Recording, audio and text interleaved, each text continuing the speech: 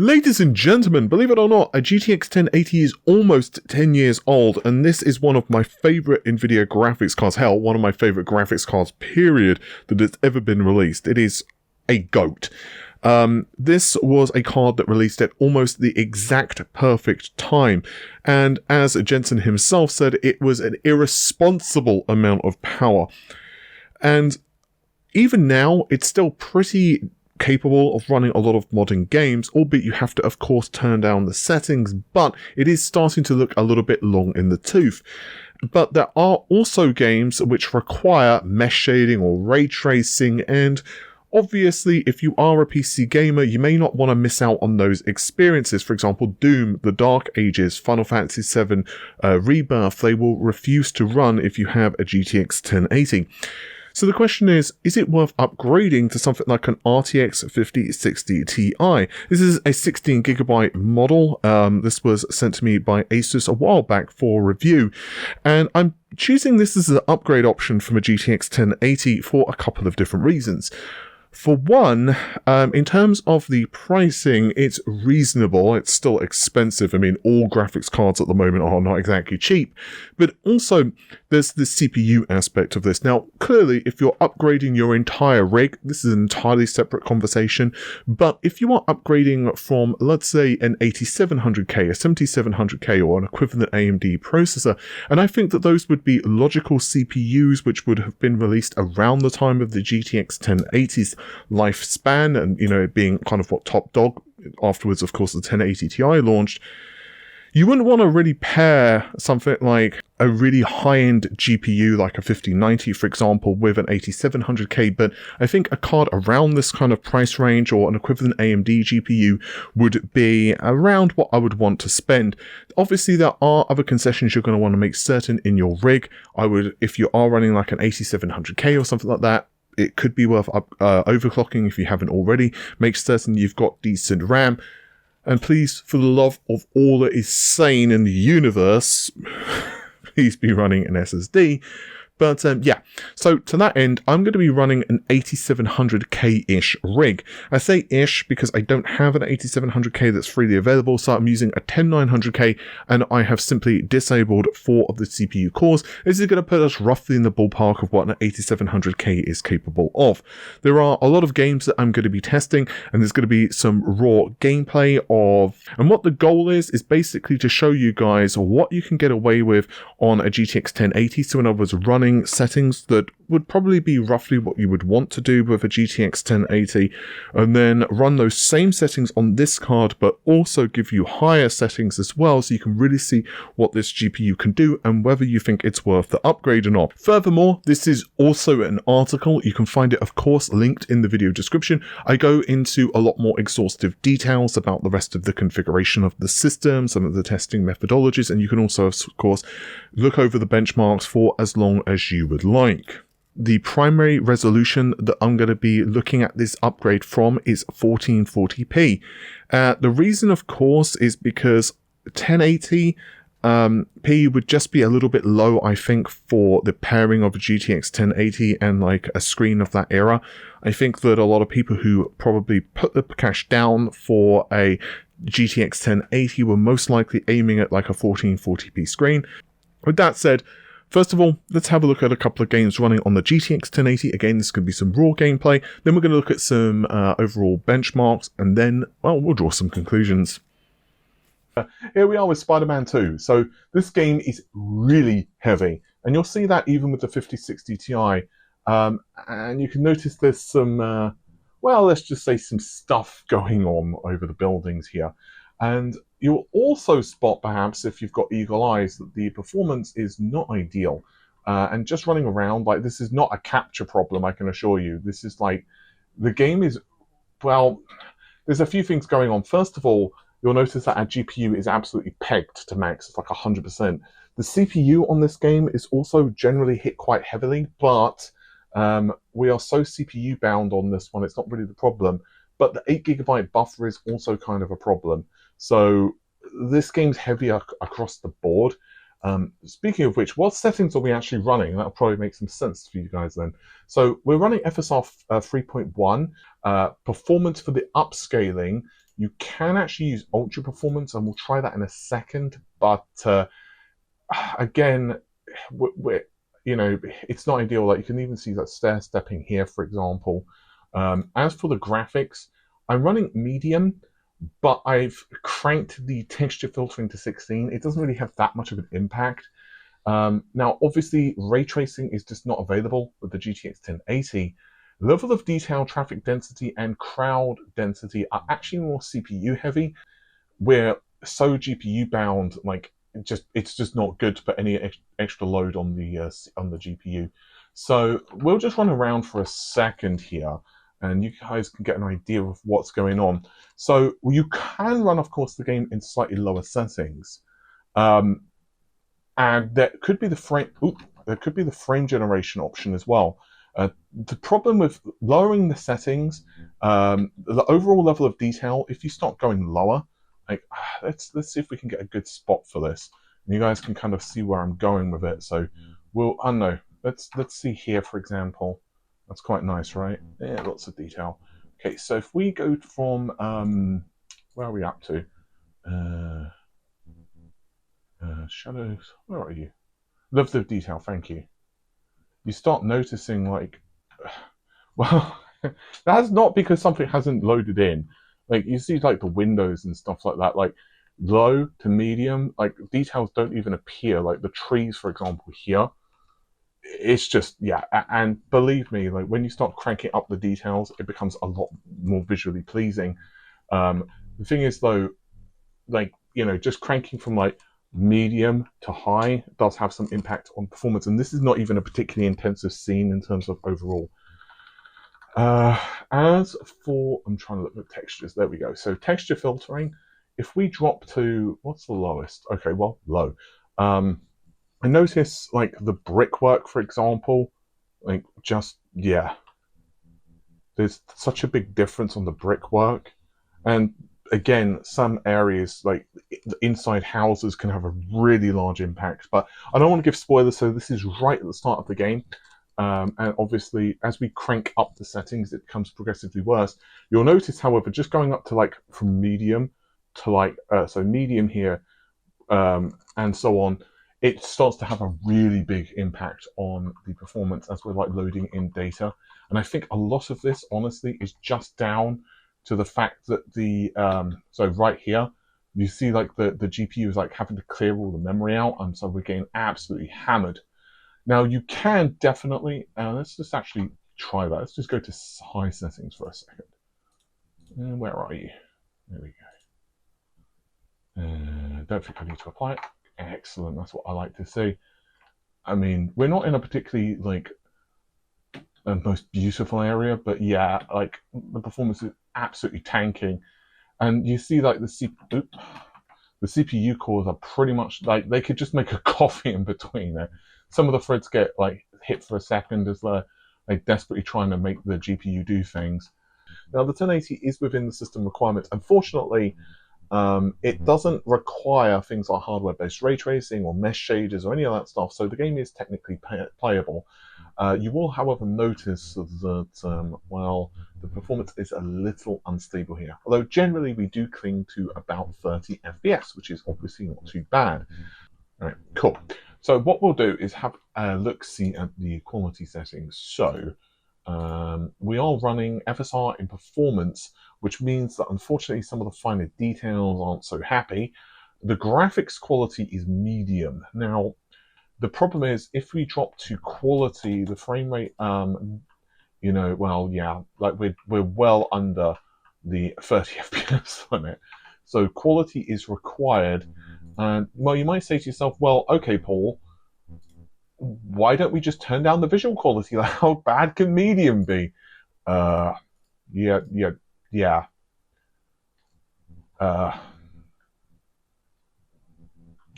So anyway, going back to medium, the game generally isn't too bad. I don't have a huge amount to say about this because the thing is, each of these settings, like textures, ironically have the smallest impact, and that's saying a lot.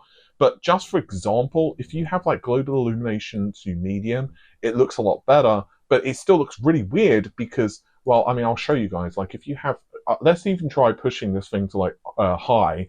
I'm leaving low and low, and you'll see that it does look a bit better. It's just, it looks actually kind of weird now because now you've got like really nice lighting. But then obviously the shadows are just completely, not in line with that. So if you do the reverse and you go to like high shadows, it looks better in some ways. In fact, if I had to choose one, I'd guess I'd go with the shadows. But it's still not ideal. So yeah, I would personally recommend that you probably just switch to the medium preset. Hey all, welcome to Under My Desk. So this is the system in question, and of course the card that we're upgrading from, MSI Aero GTX 1080. So this whole system typically will rock an RTX 3080, and I'm running a 10900K here, but as I said, 4 of the CPU cores have been disabled, plus a couple other little tweaks for our testing. But this system has been rock solid. As you can see, it's, well, quite dusty. Eventually, I'm going to do a full tear down and rebuild, and probably repurpose it for something else, because this is my daily driver. I do a lot of video editing on this, a lot of research for my videos, and so on and so on. But it's still a really nice system, and honestly, I'll play a lot of games on the 3080 still with this, and it runs most of them absolutely great. But anyway, enough talk. So I've already unplugged the power connector. It's of course the old 8-pin. It's going to be a little awkward, so excuse. Oh, well, surprisingly, I get a feeling I'm going to pay for it when I'm plugging it in. So, oh, actually, let me just show you guys. So yeah, this is the standard MSI Aero GTX 1080, and we're going to replace it with. Trying to get the card the right way around so you can actually see the branding. The RTX 3080, sorry, the RTX 5060 Ti Prime, and this is a 16GB model, and again it has the standard 8-pin power connector. So my brain is getting confused with graphics card names today, so that's always nice. Hey, it went in a lot easier than I expected, so that's good. As for the connector, that should also just plonk right in. I'm not going to bother to put these screws in for this, but you should do as I say, don't do as I do. And there we go. So, all right, let's see how the 5060 Ti performs, shall we? With great GPU power comes great responsibility. We are back on the streets with the RTX 5060 Ti being our sidekick. And long story short, we are now able to enjoy such features as hardware-based ray tracing. Now, this is very interesting because regardless of the settings, the additional I'm just going to run around like a maniac for a second, by the way, and then we'll look at the visuals. So regardless of the settings you enjoy, the game will just run so much better, and there is a lot less hitching. And I think a lot of that comes down to the VRAM. I might try this game out with another 8GB card, so whether it's just like a major quirk of Pascal.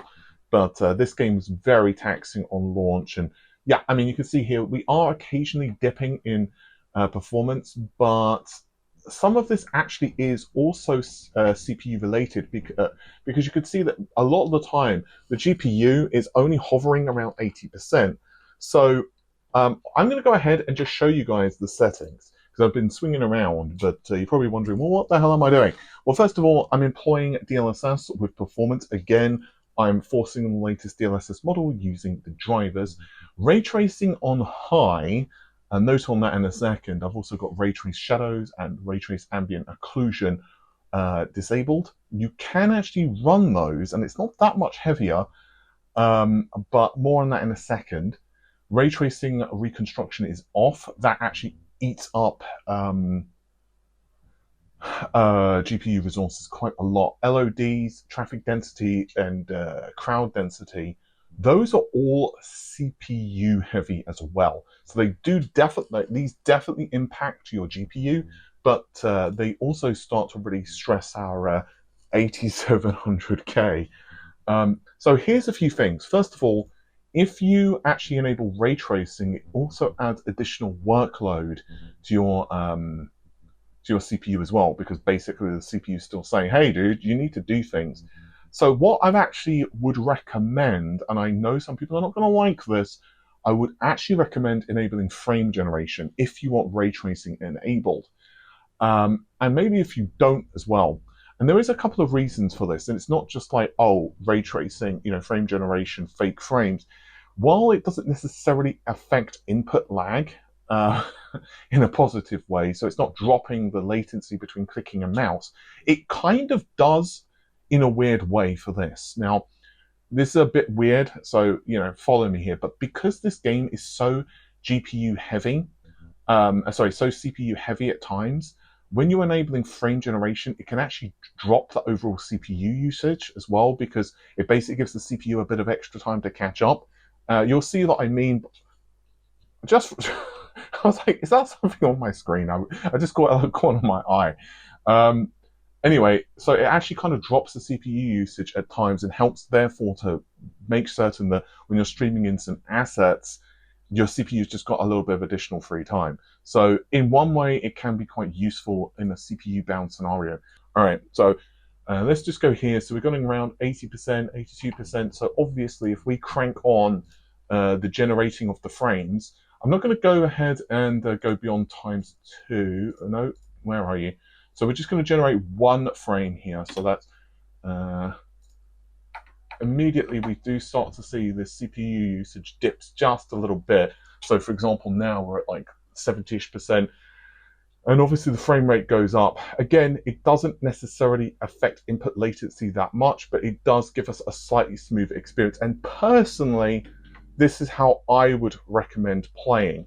And again, I do understand that some of you guys might not like that. You might not like frame generation, but I find the game plays absolutely smoothly. In general, it actually makes the game feel a little bit easier to control. There's less hitching when I'm playing like this, so I would personally recommend frame generation. But if you don't want to, of course, that is absolutely fine. I'll also go ahead and I'm going to leave frame generation and the performance mode enabled for a second. And what we'll do is I'm going to choose the presets here so everyone can follow along. So if we crank up to very high, there may have to be some shader compilation that's kind of going on, excuse me. I'm just going to make certain that depth of field, actually, you know what, I'm going to turn off depth of field. I just really don't like, okay, can we actually turn it off? Okay, we can turn it off. Yay, happy face.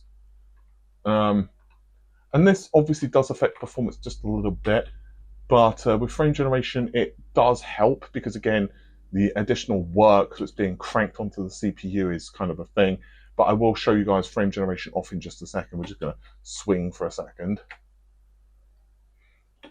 And you see that it's definitely very responsive. And as for the GPU, oh crap! I kind of forgot about that. What the heck is that?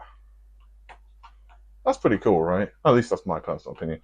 Anyway, let's disable frame generation. So we're going to go back, go doink. DLSS frame gen, FSR, okay. And we'll again leave performance DLSS.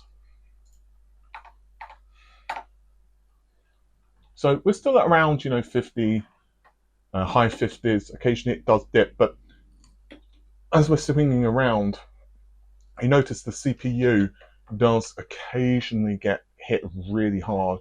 I'll stop that. That's very irritating, Spider-Man. And see here, like the GPU is only around 90% usage. Although I will admit the GPU usage is not 100% one-to-one accurate in all times, because obviously it can affect different portions of the GPU. But overall, we do typically stay over 60, like especially when we're high up right now, but the CPU can sometimes get absolutely pulverized. So again, I would recommend enabling frame generation. So we'll start things out with the high preset with DLSS set to a balanced. Now, doing so does give us a little bit of GPU headroom. You can see that the CPU is currently operating at 0 megahertz. That might be a small bug. Don't quite know what's going on there. And the GPU is hitting around 70-ish%, high 70s. That, however, does change when we start moving forward a little bit. However, you can also go from the upscaling quality of balanced up to performance, and then switch to the graphics settings of Ultra. So we'll start things out with high and balanced. I am also using Nvidia's drivers to force the latest DLSS models. You see that roughly speaking, we're hitting around 80% GPU usage, at 90% GPU usage here. It seems that, 80, 90%, 98%, and then we're kind of back down. So we're just going to... Almost got caught by this guy. This is not going to be the best gameplay because I'm primarily looking at the frame rate rather than the crocodiles that's in my way. So that could pose a problem, I suspect. But we do have a little bit of overhead here. The game, as I've said 100 times at this stage, is really taxing at Unreal Engine 5. Okay, so I'm going to stand right like here for a second. Actually, you know what? This tree. This looks a nice tree. There we go. So we're around, let's call it 86% GPU usage. There's obviously a lot of foliage and stuff like that in this area as well. So this is right at the beginning of the game, just to clarify, because I don't want to give any spoilers. So if we switch from balanced and high to like ultra, you will see the FPS drop. So now we're only around 50 odd. We'll switch from balanced up to, not that way, performance. Don't mind me. I'm just I'm showing off the frame rate here, and I'm in an important mission.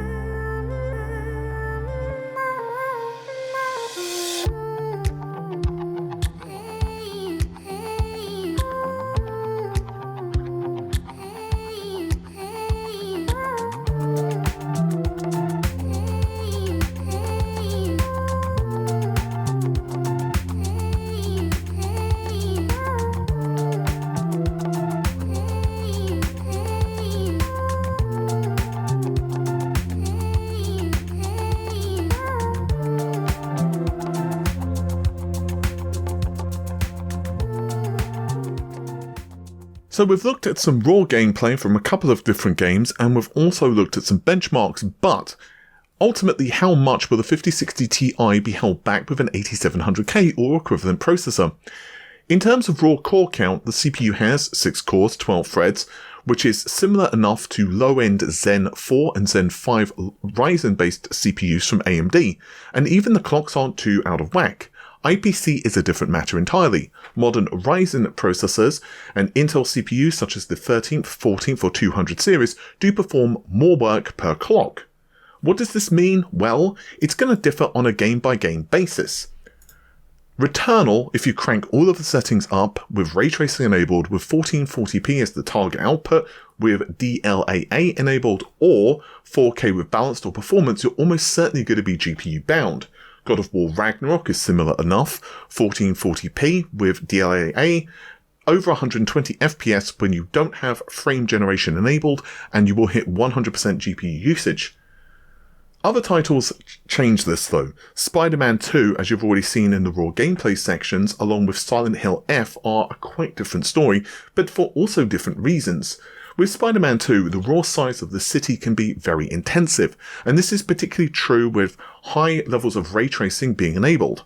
The game can suffer from stuttering at the best of times, particularly on GPUs with less VRAM, 8GB for example, as we saw with the GTX 1080.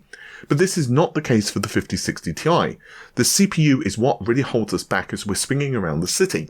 This is why I would actually suggest frame generation, as I mentioned during the raw gameplay of Spider-Man 2, because it does help to reduce CPU overhead. It gives basically the CPU more breathing room while the generated frame is doing stuff. Now, frame generation doesn't directly reduce input lag, of course, but what does happen is if you are CPU bound, giving your CPU more breathing room, you get a more smoother experience anyway. It's kind of just, well, a byproduct. As for Silent Hill F, I did perform a more in-depth analysis of Silent Hill F, and you can find this linked in the description, but on low-end GPUs, up to a 5060 Ti, as well as on different CPU configurations, you're still going to run into shader stuttering. And this is actually, even on more powerful CPUs, by the way, like the 9800X3D level processor. So, of course, this is made worse with an 8700K. This is not, however, directly the fault of the CPU. Hopefully, Konami will issue some patches to help improve this, but ultimately, shader stutter is a UE5 kind of issue. But during the gameplay, the actual cores aren't fully loaded. There's definitely some overhead left. Overall, the GPU is certainly a little top-heavy for that 8700K in certain titles, especially open-world ones, but I'd argue it's not terribly unbalanced, particularly if you're happy to set things appropriately, use ray tracing if you've got the performance spare, and maybe, just maybe, dabble in frame generation. So anyway guys, what are my thoughts and opinions on all of this? Is it worth picking up a 5060 Ti? Well, if you have the cash right now and you're not willing to spend the money on a new processor, let's say hypothetically you've got an 8700K, you're pretty good to go, or an equivalent CPU, you're pretty good to go, and you're like, you know what, I just want to wait until a new platform comes out, let's say AM6 or Nova Lake or what have you, then jumping on a 5060 Ti and then maybe upgrading to RTX 60 or RDNA 5 in the future could well be a good option. With that said, the GTX 1080 is still able to play some games now, and let's just be honest, I know you are guilty of having a Steam backlog. I know you are. Don't you tell me you're not. I know you are, because I damn well certainly am. And again, there are lots of titles which can run absolutely fine on a GTX 1080.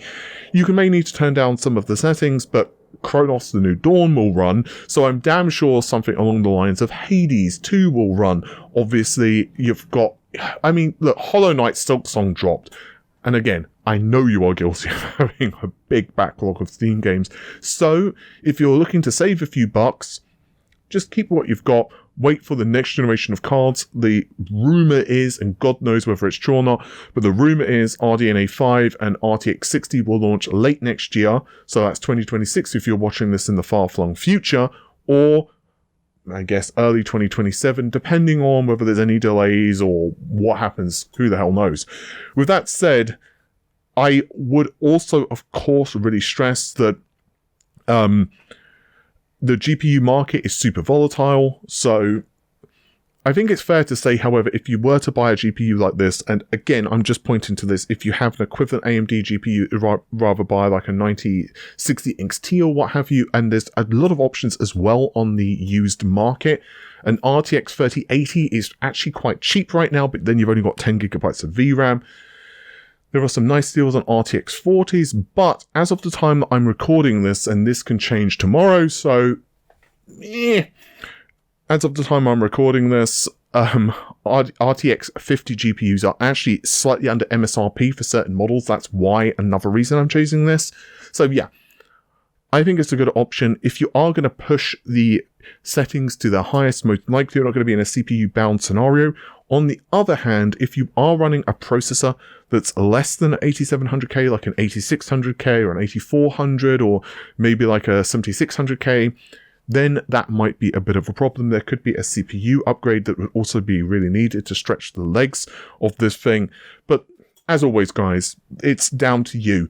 Let me know your thoughts and opinions on this, especially if you have upgraded more recently from a card that's this caliber, like a 1070 Ti and RX 5700 XT. You get the idea, and maybe drop some help down below. There are also a lot of other applications that I'll be going through on the channel in the not too distant future. Of course, things like the lossless frame scaling, which is pretty handy if you want, that type of technology. I think I've talked enough. Let me know your thoughts and opinions on it. Take care of yourselves. Bye for now.